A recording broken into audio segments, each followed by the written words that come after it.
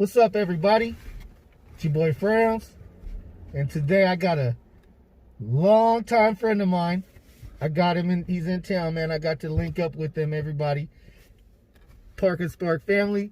I want y'all to say what's up to Jessie Sponberg. What's good in the hood, people? What's good, family? How are you doing, man? Man, I wanted to come on this show for so long. I didn't say that like Borat. I wanted to come on this show so long. Bro, I'm so glad that you're here. I gotta tell you, people, we're already so high. Yeah. I'm already so high. But it don't mean we can't park and spark. We can park it. We parked. We're parking. The keys are out. We're at a location where we can go back into and relax this shit off. But let me take a drink of my power stuff. If you guys don't mess with this, you ain't really trying hard enough in life.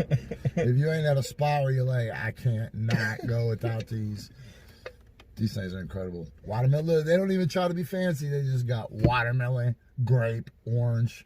Well, that's all the flavors, man. That's the most important ones, right? No, these days they try to sell it with the marketing of a flavor. This stuff, the blue one, look, I got a blue one too, because you know I roll two-handed. Shit. Oh yeah, look, here's my blue one. I'll lose it like my vape. Look, if it's the future, if you guys aren't messing with all these futuristic things, if you're still smoking cigarettes instead of vaping, if you still drinking a soda pop instead of these carbonated deliciousness bombs, man, if you're still drinking cow's milk instead of almond milk, oh hell no. If you still walking around the city with a 10,000 foot long phone cord with your rotary phone versus having a cell phone, move on. See how dumb you seem? You carrying around a big old bag of weed when you can just have a little pen like this. So shit. Sorry. We're not gonna start all the way at the beginning. This is gonna be a two-parter, you guys. Maybe even a three, because the amount of information that I want to get from this guy is crazy long. So, but it'll be like Star Wars, because it'll go from the middle to the back. It's gonna be one of those. So what I want the people to know that may not know of you, because I mean everybody here in Portland, Oregon knows you. You know what I'm saying? But what I want everybody to know is this is a man who has thrown many functions to help people. You feel me? Like we had the coat drives, the canned food drives, the food drives. He would bring artists out. He would bring the streets in, mixed with music and the culture to help clothe and help feed people, man. And that's just from back in the day.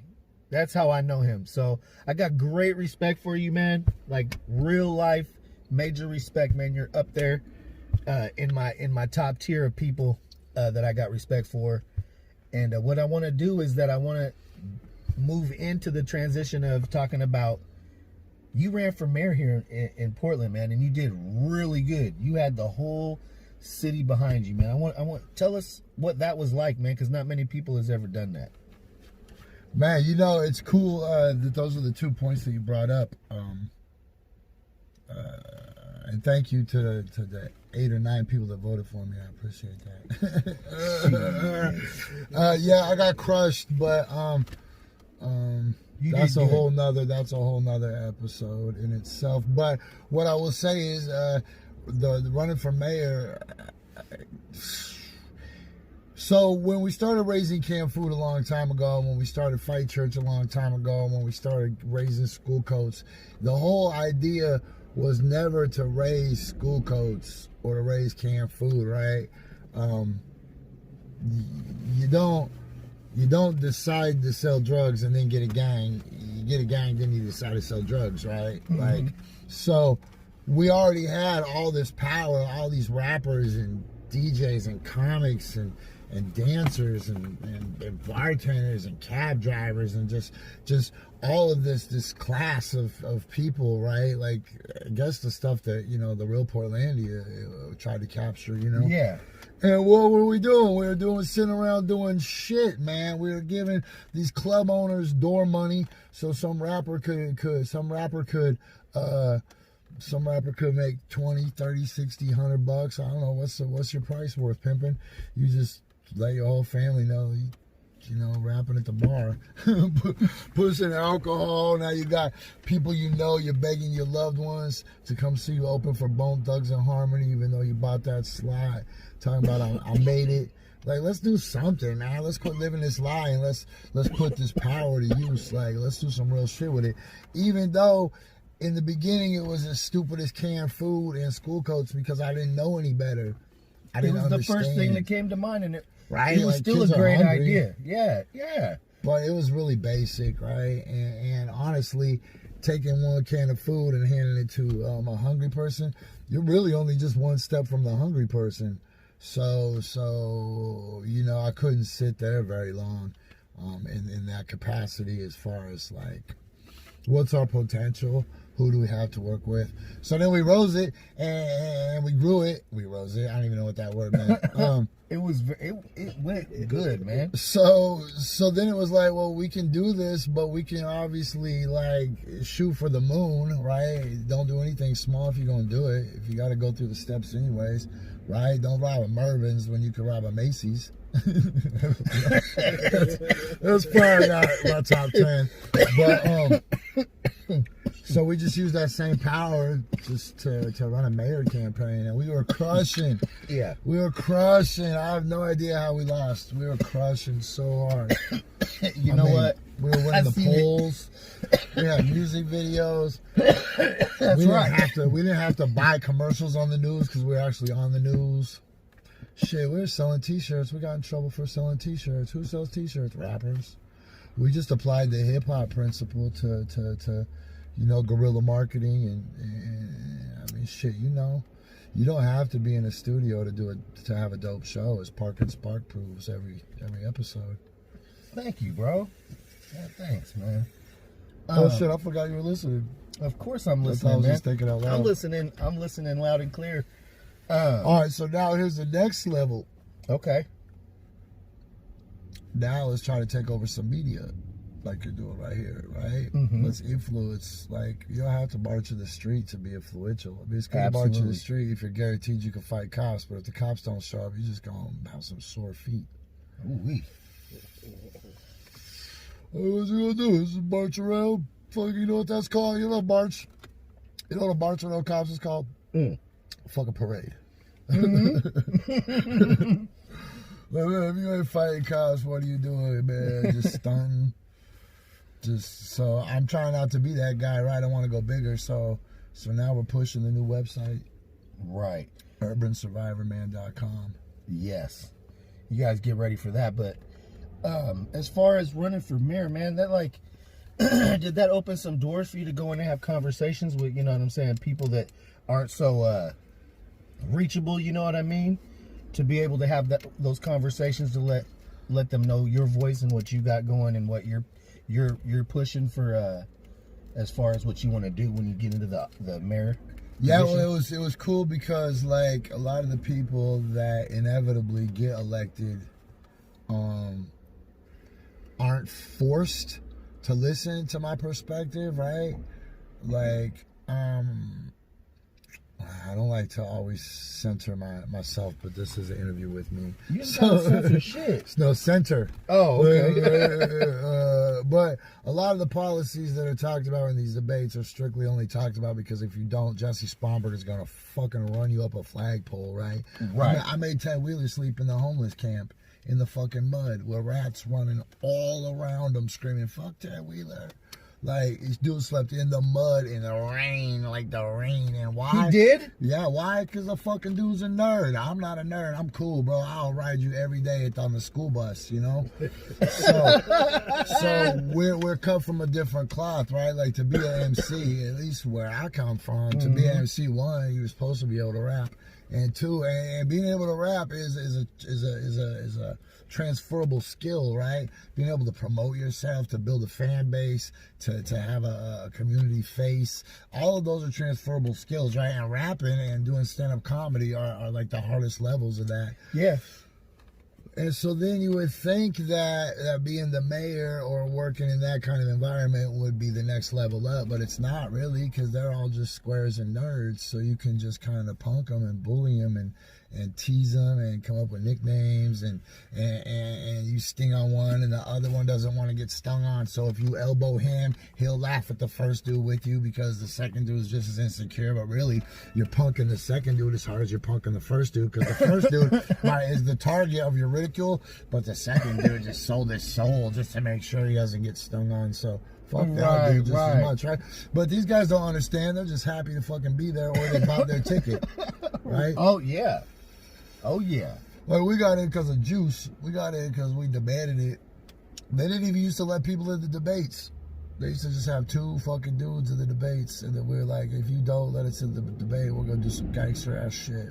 I tell you what, when I heard about it, when I first heard, I was like, wow, because it was like, man, yup, that fits. Like, he would totally go in there and do what needs to be done, or if not, shake up some shit to where people start waking up. Bro, imagine you're at this super dope freestyle battle, and you're the only one that knows how to rap, and you don't even have to rhyme. Wow. In fact, if you rhyme, they're gonna take you less seriously, as a matter of fact. So don't rhyme. You don't want to rhyme. But really, you're just look at them, point out some insecurity, and then they'll stop trying to ask you questions. Exactly. But right. There's a real platform out there, though, that they're missing, and it sucks that I have to use those tactics when they should be benevolent, and the news should be benevolent, and they should want to do stuff because they're good people, right? But instead they just blow with the wind. Mm-hmm. Like the news media, especially, they're hoes. Like, shout out to all the news media, you still hoes, right? Because, like, they're told what to do. You know, right now, Portland police like declare war on those motherfuckers, right? And they're like, oh, feel bad for us. Bitch, you were towing their line the whole time. Not a real journalist. The whole time my people were out there getting smashed on, you know, our people, not my people. Like, I specifically know them, everybody's people, right? But you were bootlicking and rubbing cops' necks metaphorically the whole time, and so... Man, I was supposed to let you talk on your own show, huh? No, it's great, man. This is what I want, man. You know, and I'm gonna throw in some questions here and there. You know what I'm saying? In the meantime, between time, man. Fight Church, man. Fight Church is so dope. Fight Church is so dope, and it's. Whoa, that was the tobacco that I just swallowed into my neck. That was great. Fight Church is so dope, and also coffee and bong hits is so dope. Because I'll wake up, be getting ready to do what I got to do as far as my business, and I'll flick my phone on and you'll be right there. So it's like a perfect program to get right to, man. I'll sit there, I'll smoke, get my head right, and listen to some good shit. Let these people know how to. Where'd that come from? Just one day you got up and was like, you know what? Live. Yeah. I was like, you know what I need to do, man, is I need to every morning. I just need to start pushing that button when I'm fucking drinking coffee. And because, I mean, like, I try to capture what it's like if you're actually at my house. You know, I try not to overproduce it and stuff. I try to keep it real, really real. But, you know, I'm blessed because I grew up as a journalism nerd, right? Like, I worked for the school paper and you know, back when school still had money, they used to send me to journalism camps and shit. You know, I got a real keen eye for bullshit, and I can read, right? Like I don't watch the news. Like I watch the news. Mm-hmm. Like I watch what like how the media moves like a flock of birds, right? Mm-hmm. Like people are like, that's my bird. I'm listening to this bird. I'm listening to this bird. Whatever. I watch and see why are all the reporters using this word? Why are all the reporters using this word? How does that work? Where does that come from? What's the trend?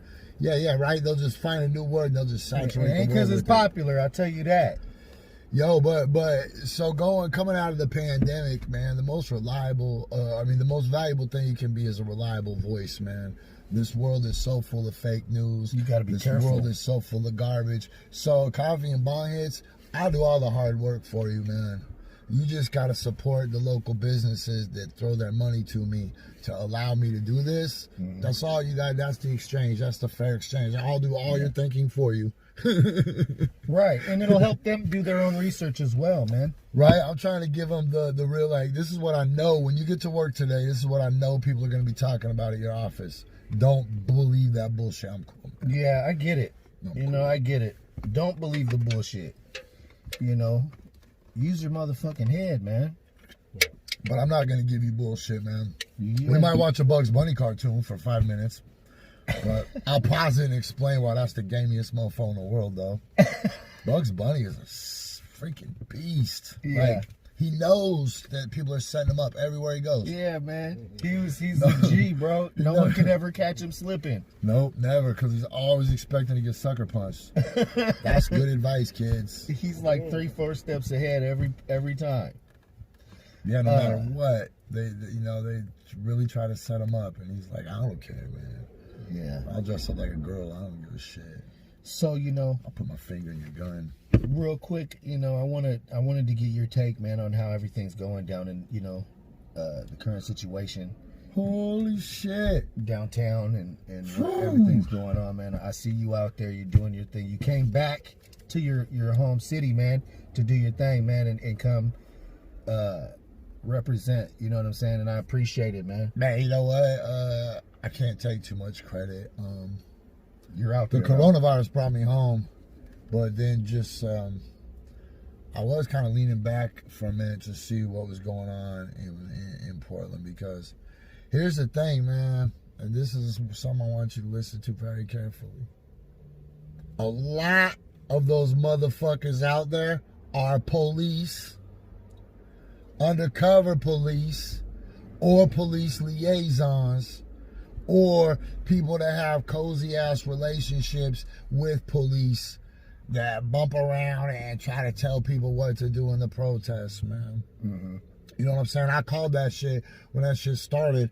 I called it out. I was like, who are these people? And they were very vocal, but they had a very pro-police like message that was underlying their efforts, right? Like, just listen when the cops tell you something, damn it. Like, what is going on?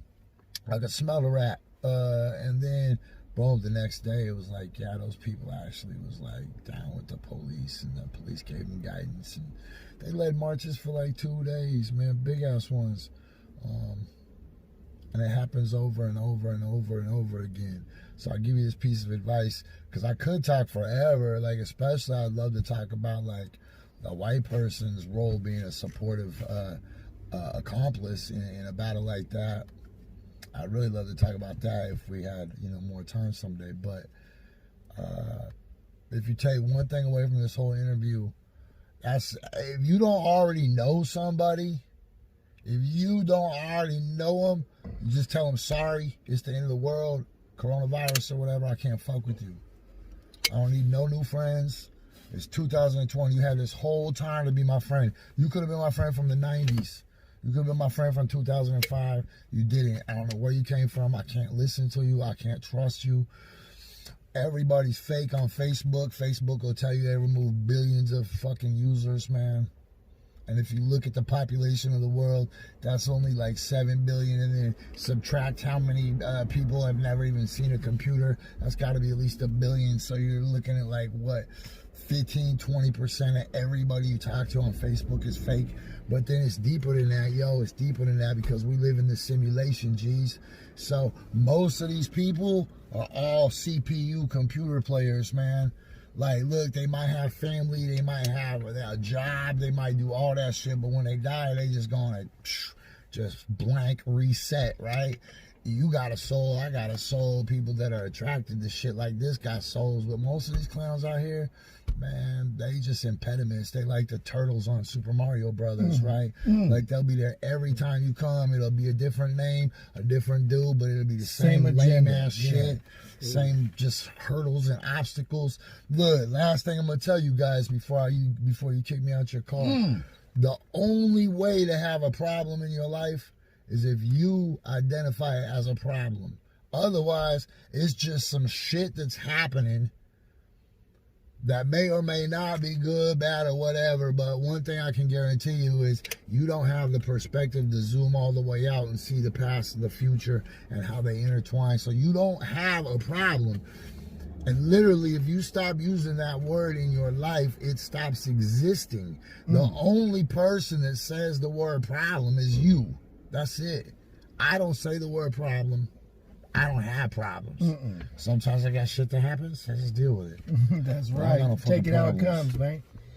Roll with the punches. Holy shit. That was fucking dope as hell.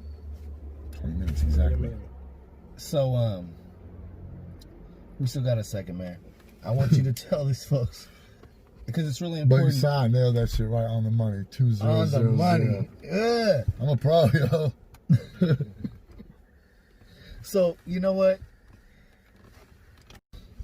You know, I wanted you to also, before we get done, man, to tell everybody about your website, man, because it's really, really important that these people are going to be able to utilize, because you've already told me a little bit about it, but to utilize the information that's going to be on there, because it's really important for the regular person to get a hold of this, man. Let them know. Look, this is going to be so dope. Oh, my God. Okay. So, look, I'm already Spider-Man. I don't have no armor. I just got some, like, blue and red spandex I put on. I'll just go out there and just do my thing, right? But I know people who build Iron Man suits. Right? So, in this digital world, in this virtual world where everybody's distance, and the most important thing you can be is a reliable voice. I got this dude building me a Millennium Falcon, basically. So, instead of living in rented apartments in cyberspace, such as Facebook or LinkedIn or Twitter or wherever you might live, where you can have the rug pulled out from you at any time, especially in a world where Mark Zuckerberg openly supports the president, you know, that rug is going to get pulled out from under you at the most inopportune moment. Right? And I learned that when I went to Standing Rock the second time, and my Facebook got blocked for 30 days. I had to make a new one on the fly, and that was horrible. They stay on your ass. Oh man, I know, it's a battle. So I'm gonna have my own real estate in cyberspace, and it's gonna be urbansurvivorman.com, because that's really where we are, you know what I'm saying, post COVID. You know, the streets look like a Monopoly board with tents instead of little houses and hotels, you know. Yeah. In this new world, I need to share as much that I've learned with people as I can. So we chop my whole life up into 9 categories, man. And literally everything I experience and everything I create is just gonna go in there. If it's a recipe for how to cook pork in a barbecue full of cigarette butts, I'll show you that. If it's some video from the streets where I got the cops fucking picking their noses and eating their boogers, I will share that on there. Whatever it is, it'll go through there, and it'll be a safe place for us forever. And so that's on urbansurvivorman.com, just like that, urbansurvivorman.com. And then inside that, we keep pushing the talk show. That's Coffee and Bong Hits, just all written all out, coffeeandbonghits.com. And you'll be able to go there and watch our show, because right now, hosting on Facebook, like we've been incubating, I'm literally asking people to do nothing else at all. Watch my show. Right. You can't scroll. You can't take a quiz to see, you know, which slice of bread in the loaf you are. You can't do anything. You can't watch seahorses have babies. You can't watch a sunrise. Nothing. You have to watch my show. Yeah. So the fact that anybody watches my show is insane, right? So I've been growing it secretly and quietly on Facebook, and now we're about to explode. And this week we just started doing it at Flight Lounge Cafe on 60th and Sandy, and it's been killing it. Oh my gosh! Shout out to Flight Lounge Cafe, 60th and Sandy. There's also one on 72nd and Herald. Yep. You know what I'm saying? Cracking. It's a Doja Cafe. You can sit your butt down, man. Get relaxed. You know, have some snacks and enjoy yourself. You know, it's a really cool laid back spot, man. Shout out to them. It's like being at the airport, but you can smoke weed. It's great. People coming, people going, people smoking, doing dabs. You want coffee? Go get some coffee. Blam. You can get some coffee there. Tea. All that. I want you to know, Jesse. Yeah. I want you to know that I'm proud of you, man. Everything you do, we appreciate it, man.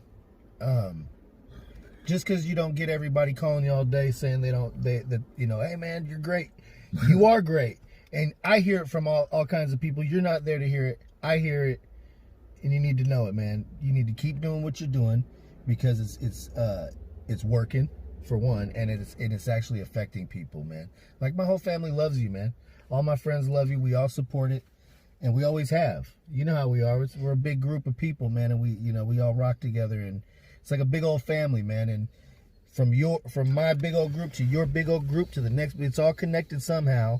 And it's the streets, man. And you're our guy, man. You're our champ. Damn. And that means the world to me.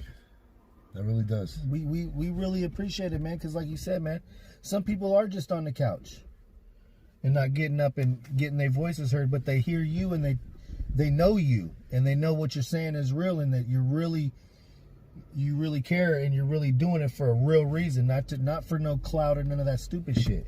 It's real shit. So hell yeah, man, keep jumping over them fucking turtles, bro. You know what I'm saying? And tell them the name again of the website. urbansurvivorman.com. It's just like Survivor Man, but that dude just goes to the woods. We kind of do that, but we also fight cops and steal houses and stop sweeps, and I don't know. We do crazy shit, and we got way more crazier shit coming. Holy shit! Coffee and bong hits. Yeah, planned. Coffee and bong hits. Hey, can I just tell you Urban guys, Survivor, man. Tell them. I'm gonna borrow the dopest house in Portland. Southeast Portland. You can figure out what that is. I'm not gonna tell you, but if you know Southeast Portland, I'm telling you, I'm gonna take the dopest house. And I'm gonna create a Hawaiian style sanctuary, where people who are on the streets of no fault of their own can go there and sleep. You can't live there. You can't set up a tent, but you can sleep and hang out as long as you want. It'll be the summertime, and then we're going to use that to leverage the city into building some sustainable villages, some intentional communities. Oh man, yeah. Right, and then after we wrap that up, then I'm going back to fucking Hawaii, 5,000 Portland. You can see me on TV. Hell yeah! And that's gonna be my gift to the city before I leave. You'll be able to click down below to be able to reach everything we've just talked about. You know what I'm saying? And like I said, there's gonna be a part 2 because there was a Jessie before all this shit, and you're gonna have to know about that, man, because I lived through some of it. It was really fly. He was a dick. But if we were still here, I survived it. Right? Thank you. It's 2020, man. It's 2020. Jessie Sponberg, Parkus Park, Coffee and Bong Hits, urbansurvivorman.com. We love you, Portland. We love the world, man. The whole United States, man. Peace. Fuck with us. Oh, we got so much to talk about today. We have the story of me catching that undercover cop. It's not like I sniffed that dude out. I sniffed some other dudes out. I'm pretty positive they're undercovers. But the one dude, the homeboy was like, yo, I just seen that dude's badge. It was like, what? So I tracked him down. Then I tracked him down. Then I was like, there's a stern lecture. We'll go into it. If you haven't already seen the video is up on my Facebook. But man, I'm telling you, next week, you ain't just going to be able to go see my shit for free on Facebook like that. You'll still be able to see it for free, but you're going to have to start going to Coffee and Bong Hits or urbansurvivorman.com or the 5radioxl.com. I don't know, but man, no more free shit, man. No more free shit. Like I was thinking today, I was like, rent's due at the office. I was like, okay, well, what'd you do last night to make rent? I was like, well, bitch, I was out videotaping shit. So then a smart man would say, well, you better learn how to make that videotape and pay the rent for you, buddy. Right?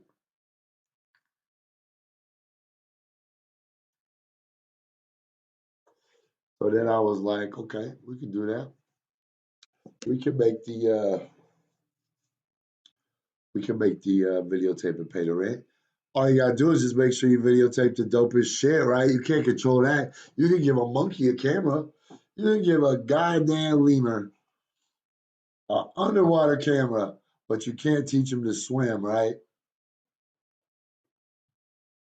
We'll get into that. We'll also explain, this is really important. Also, today we're going to explain what are we going to do at the protest? How are we going to leverage the protest? What are we going to do with this anger, with this rage? How are we going to catapult this into actual change? How does that work? What does that look like? What are the ways to enact change? There's a couple. One of them is social norms, right? So if you just change the norms of society, that's like saying it's not cool to say the N-word, but you can't go to jail for it. Then the other way to do that is to enact actual legislation, right? And that's like, if you discriminate against a black person, you will have legal penalties. Or if you don't hire a woman because she is Hispanic, there are legal penalties. Or if you don't rent to somebody because you think that their name looks too ethnic, there's penalties for that. And so while we're trying to enact social change and we're trying to get people to accept that Black lives really do matter and that there's never been an all lives matter party, it's just not, they don't do that. So we try to explain that, and that's the social norm, right? But bigger than the social norm, well, I don't know, maybe not bigger. Man, my eyes puffy. So what happens when you rub it? Man, do I need plastic surgery or what? Could you imagine? My eyes just like this every day. Oh, hey guys, welcome to Coffee and Bong Hits. My name is Jesse. It looks like my show is Coffee and Meth Hits, though. We've been up for 72 hours with no commercial interruptions. That would be cool, though. If that was my face and we just did the show like this. Would you guys still be down with me? If I just didn't have eyelids anymore and we were just, hey guys, this is what the show is like. Let me tell you, we would definitely have to pick up some sunglass sponsorships. Holy shit. Hey guys. No, so let's go back to being squinting and pimping. What you up to, players? Squinting and pimping, man.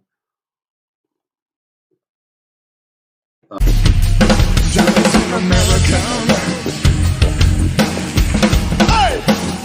Yeah, I'm afraid of America.